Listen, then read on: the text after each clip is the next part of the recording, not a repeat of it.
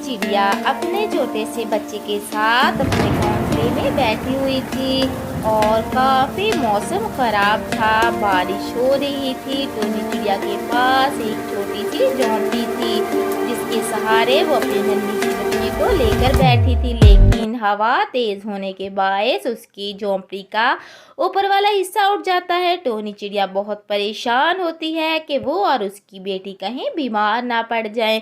इसलिए वो सोचती है कि वो अपने दोस्त कालू कौवे के पास मदद के लिए जाए।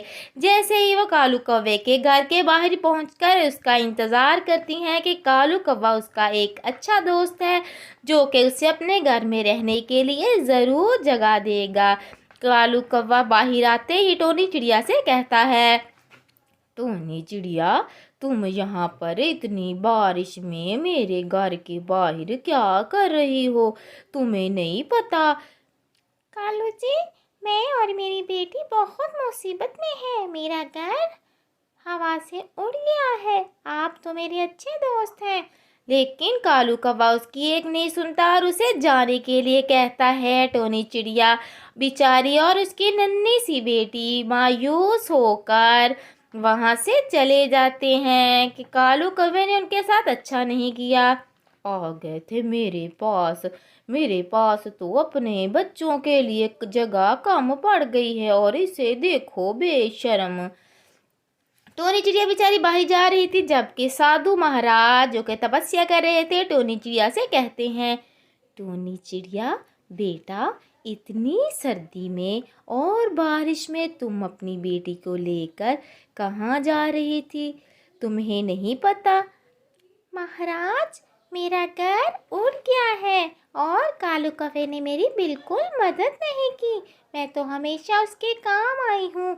देखो बेटा, दोस्त तो वही होते हैं जो मुसीबत में काम आए।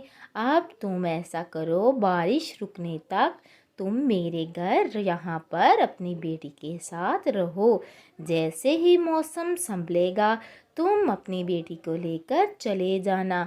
और हाँ, मैं तुम्हें घर बनाने का सारा तरीका सिखाऊंगा। साधु महाराज उसे रज़ाई ओढ़ देते हैं और टोनी चिड़िया के पास आग जला देते हैं ताकि टोनी चिड़िया और उसकी बेटी ठंड से महफूज हो सकें।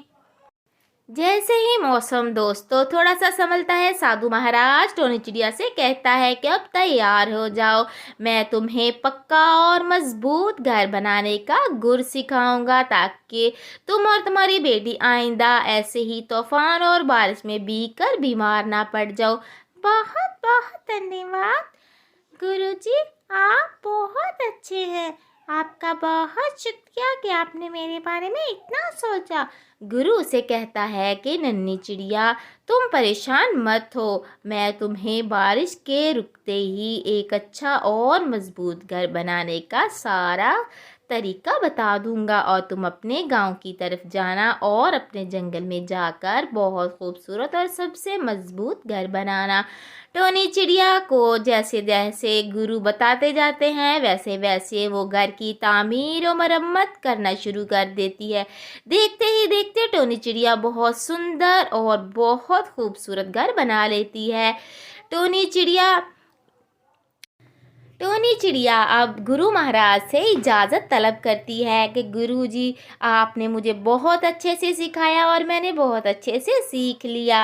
मैं अब अपने जंगल की तरफ जाना चाहूँगी जहाँ पर मैं बहुत खूबसूरत घर बनाकर अपनी बेटी के साथ हमेशा रहूँगी और गुरुजी, मैं आपको हमेशा दुआओं में याद रखूँगी। गुरु महाराज उसे अपनी दुआओं में रुखसत करते हैं और कहते हैं कि जहाँ रहो खुश रहो, आबाद रहो।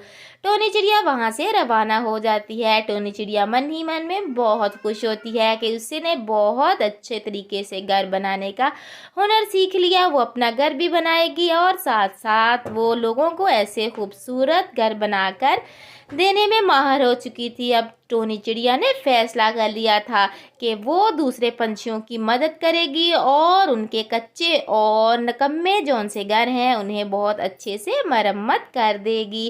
टोनी चिड़िया ने जाते ही सबसे पहले अपना सुंदर और खूबसूरत सा घर बना लिया। अरे अरे, टोनी चिड़िया को इतना अच्छा हुनर कैसे आया? उसने ये बांस वाला मजबूत घर बना लिया। मेरे पास तो ये छोटी छोटी लकड़ियों का घर था।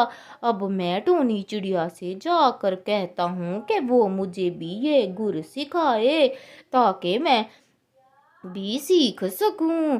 टोनी चिड़िया के पास कालू कौवा जाकर चुपचाप खड़ा हो जाता है और टोनी चिड़िया सोचती है कि कालू कौवा जरूर किसी काम के सिलसिले में मेरे पास आया होगा। टोनी चिड़िया, तुमने बहुत शानदार बांस वाला घर कहाँ से बनाना सीखा है?